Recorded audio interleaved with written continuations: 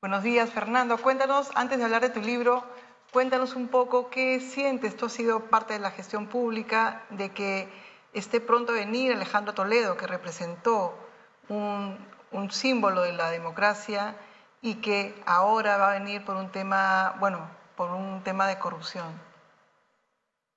Hola Paola, encantado de estar en tu programa. Sí, pues yo la verdad que el sentimiento que tengo es de pena, me da pena por él, ¿no? Ujú. Porque, digamos, lo he conocido, hemos trabajado juntos y sobre todo por el país, porque representó, como tú dices, una esperanza muy grande. Se hablaba de la recuperación de la democracia.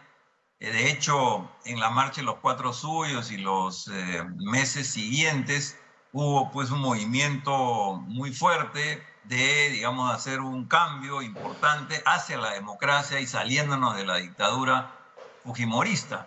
Y sin embargo, él ha de alguna manera defraudado a mucha gente. Entonces, en fin, eso es lo que me queda a mí, es, digamos, una pena enorme que hemos desaprovechado esa oportunidad y que tiene pues un responsable de ello, ¿no? Exacto, es un responsable que es Alejandro Toledo, pero una de las cosas que se recuerda de ese gobierno era que además escogían muy buenos ministros, como es su caso, y además se hacía muchísima, digamos, gerencia política en un momento que se venía después del año 2000. ¿Alguna anécdota que recuerda de esas reuniones de gabinetes de ministros? Cosas que tenían que ponerse desde los cimientos, ¿no? Bueno, sí, en realidad siempre se le ha criticado de que era una persona, digamos, un poco informal, ¿no? En cuanto a los horarios, las reuniones. Quizás en las horas puede ser, pero siempre religiosamente teníamos los consejos de ministros una vez por semana. Y religiosamente tuvimos el despacho, digamos, con el presidente de cada uno de los ministros, también una vez por semana. Cosa que muchos presidentes no pueden decir lo mismo. O sea, organizan los consejos de ministros, digamos, mañana mal y nunca, y normalmente no tienen reuniones semanales con sus ministros. Entonces, esas reuniones semanales han sido bastante productivas, es verdad que eran, digamos, expeditivas, ejecutivas, pero yo le explicaba las cosas que estábamos en mi sector, que dicho sea de paso era trabajo, ¿no? Trabajo y promoción del empleo, y discutíamos, yo lo fundamentaba, digamos, algunas normas que tendríamos que dar, algunas las aprobaba ahí mismo, otras pasaban al Consejo de Ministros, y bueno, y a veces teníamos reuniones extraordinarias, digamos, para ver temas de coyuntura. Una de ellas fue cuando al poco tiempo los medios de comunicación estaban pues atacándolo de una manera, digamos, muy violenta, ¿no? Y eso hizo que mucho de su popularidad se vaya, digamos, derrumbando en pocos meses. Y vino, me acuerdo, Mario Vargas Llosa y dijo, pero ustedes están locos, ¿cómo es posible que sigan los mismos fujimoristas y gente allegada a ellos dominando los medios de comunicación? Obviamente ellos van a atacar al gobierno. Así que lo que ustedes tienen que hacer es, eh, digamos, cambiar, ¿no? Mediante una licitación internacional la conducción de los medios, ¿no? Que son finalmente las ondas son del Estado, ¿no? Y varios de nosotros estuvimos de acuerdo con esa propuesta. Hubo una reunión, pero desgraciadamente prevaleció el criterio legal, digamos. Ahí no era tanto entre los que éramos más de izquierda y los que eran más de derecha, digamos, ¿no es cierto? Porque no había ningún profujimorista, digamos, en el Consejo de Ministros, pero sí habían los que eran más legalistas, pegados a la letra, y dijeron, no, es ilegal, no podemos tocarlos, algo así. Se llegó a esa conclusión. No, no voy a decir nombres, pero en todo caso fue para mí una frustración Pero creo grande. que un papel ahí relevante lo tuvo, respóndame o no si usted desea, pero lo tuvo el ex primer ministro Roberto Dañino. Sí, pero también apoyado por otros abogados del Consejo de Ministros que supuestamente eran más, digamos, pro cambio, ¿no es cierto? Entonces ahí fue un choque que tuvimos varios que estábamos con un criterio más político. Obviamente la última palabra la tuvo Alejandro Toledo, y pudo él sumarse a los que estábamos por cambios en los medios de comunicación, pero no lo hizo y finalmente digamos, prevaleció y él aceptó el criterio más legal, digamos, ¿no? Pero fue otra oportunidad perdida desde mi punto de vista, ¿no? Y además, bueno, recuerde también el equipo, ¿no? Usted trabajó con los hermanos Quijandría, eran un equipo Correcto. de gente especializada en su campo, pero además con amor a la gestión pública. ¿Por qué cree que se ha perdido ese amor a la gestión pública, esta frivolización de tener un cargo, ahora ser viceministro, ministro? No significa que tú seas un experto ni nada, pero no significa que haya un amor por eso, sino es como que es un intercambio de prebendas y desgraciadamente lo que ha sufrido es el Estado. Y no, es verdad, en realidad la palabra clave para acceder a algún puesto del gobierno, y más si tiene, digamos, mucha responsabilidad como un ministro, es trabajar por el bien común, trabajar por el interés general, por todos, ¿no? Esas frases, esas ideas no se escuchan, digamos, yo no escucho a ningún congresista hablar de bien común o de interés general o de todo, siempre son intereses particulares, personales, de grupo, ¿no? Que digamos, adornan de una verborrea X o Z, pero al final nadie está pensando en el país, ¿no? Entonces, digamos que yo pienso que en parte es porque está prevaleciendo en los últimos tiempos esta ideología de que lo que interesa es el bien propio, ¿no? El interés propio, el interés particular tuyo y de tu familia, de tu grupo, de tus amigos, y buscando ese interés propio, según Adam Smith, la mano invisible del mercado se va a encargar de convertirlo en el interés general y el bienestar de todos, lo cual es pura ideología, no es cierto, ¿no? Cuéntenos un poco de qué va la picadura del escorpión. Sí, ya avanzamos un poquito de eso, ¿no? Porque justamente yo critico el modelo económico neoliberal, que por supuesto no se inventó acá en el Perú, comenzó en Inglaterra con Margaret Thatcher, ¿no? El 79, se aplicó en Estados Unidos con Ronald Reagan en el 80 y se hizo, digamos, el modelo que se difundió a nivel mundial porque organizaciones como el Fondo Monetario, el Banco Mundial, incluso el BID, y otros organismos lo asumieron como el modelo típico que todo el mundo debería transitar por ese camino, digamos, ¿no? En el Perú llegó 10 años después, 1990, con Fujimori, ¿no? Ahora, ese modelo que empezó en los 80 tuvo una gran crisis el 2008, que fue la crisis financiera. A esa crisis se le llamó la Gran Recesión, ¿no? Y eso es consenso. Ahora, ¿por qué se le llamó la Gran Recesión? Porque efectivamente se paralizó la economía mundial. Entonces, en ese momento, digamos, el modelo probó que no estaba funcionando, no estaba funcionando. ¿Y a quién le pidió ayuda? ¿A quiénes le pidieron ayuda a los bancos que estaban por quebrar? Al Estado, ¿no? En el corazón del modelo neoliberal está reducir al Estado a su máxima expresión. Reducir los impuestos, reducir las regulaciones, reducir los organismos públicos, ¿no? Y sin embargo, cuando se ven en dificultades, recurren al Estado. O sea, hay una contradicción, pues, terrible, ¿no es cierto? Hipocresía, le digo yo, Claro. ¿no es cierto? De llamar al Estado cuando lo han criticado durante años, ¿no? Una de las cosas donde se vio, digamos, que en el Perú el modelo neoliberal se ha aplicado no solo a rajatabla, sino que ha dejado, digamos, o sea, el lado humanitario de lado, ¿no? Lo vimos en la pandemia, donde cobraban a familias entre 700.000 y 800.000 soles por tratamientos de COVID-19 y todos en ese momento decíamos, la pandemia nos va a hacer mejor, la pandemia nos va a mejorar, y se esperaba que por fin, digamos, la lógica no solo humanitaria, sino que donde el Estado pueda reclamar ciertos mínimos a los hospitales y a las clínicas y a los seguros de vida, iba a pasar. Y no ha pasado.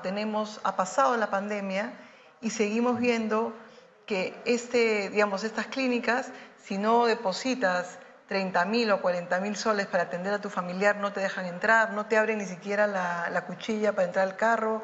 Si no pagas, no puedes enterrar a tu ser querido. ¿Por qué el Estado abdicó, digamos, de vigilar un tema como la salud o la educación, Fernando? Bueno, en realidad porque prevaleció lo que yo llamo la ideología neoliberal, que es decir, el mercado y las empresas privadas, sobre todo las más grandes y sobre todo las extranjeras, son las que pueden resolver todos los problemas del país.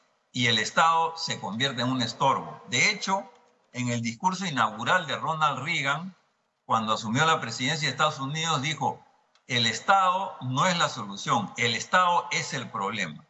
Y Margaret Thatcher también tuvo su discurso y dijo, la sociedad no existe, existe el individuo, ¿no es cierto? Entonces, en realidad, si juntas esos dos, solo prevalecen los intereses particulares y el Estado no debe intervenir, se comienza a desmontar el Estado. Entonces, acá se tenía la idea de que en salud el sector privado era muy superior al sector público, ¿no? Pero vino la pandemia, como tú dices, y nos quitó la venda de los ojos.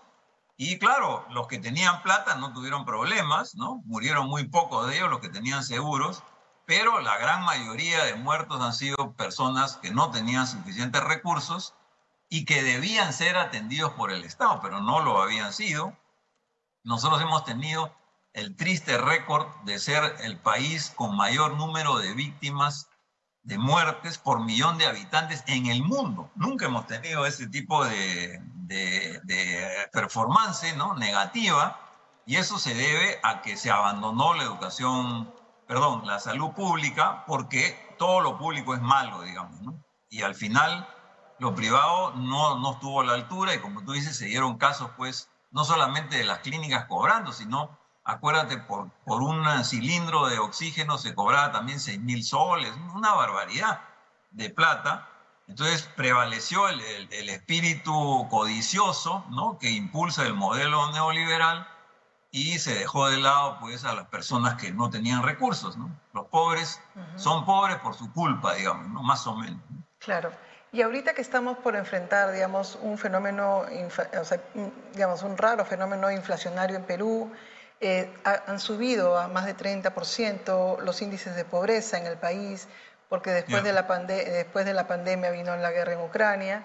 Digamos, ¿qué salidas o cómo, digamos, como dices tú, quitarle el uso que usan, ¿no? Es, soy tecnócrata y no soy ideológico, y cómo se les señala directamente diciéndoles, chicos, no pasa nada, o sea, ser neoliberal es una ideología, no pasa nada, pero asúmanlo y explícalo, ¿no? O sea, cómo, me parece que por ahí también va el libro, ¿no? La picadora y el escorpión, es decirles, oye, esto es. Sí, el escorpión, pues, es, digamos, el que le clave el aguijón a la rana, que se supone que es el Estado, todos nosotros, en pleno, digamos, travesía del río, y se hunden los dos. Al final es un instinto, la codicia es un instinto finalmente suicida, porque no solamente tenemos estos problemas que tú has llamado humanitarios, de que tienen que ver con la desigualdad y el abandono de las personas, digamos, con menores ingresos, sino tenemos el inmenso problema, digamos, ambiental, ¿no?, la crisis ambiental que estamos viviendo. O sea, esas dos, digamos, grandes tareas, la igualdad y la sobrevivencia de los seres humanos sobre el planeta, eso tiene que ver con regulación ambiental, ¿no es cierto?, con programas de cambio de energía, de fuentes de energía por energías renovables. O sea, son retos gigantescos que no lo va a hacer una empresa privada, no es su función.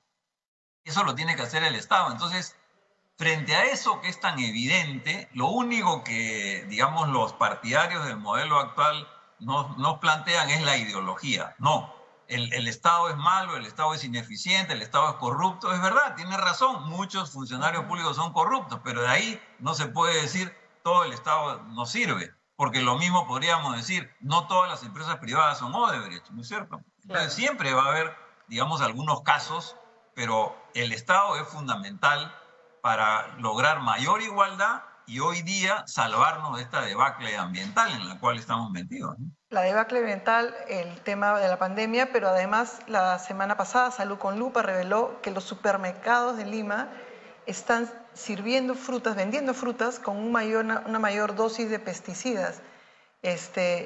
Allí, de nuevo, el Estado no se ha aparecido, Fernando. No ha salido ni el Ministerio de Salud, ni la Defensoría ha pedido, pero si no hay Ministerio de Salud, si no hay su salud, si no hay nada que respalde al consumidor, es otra vez aquí vemos el abandono del Estado, del Estado frente a las empresas. ¿Qué se puede hacer, por ejemplo, en ese caso?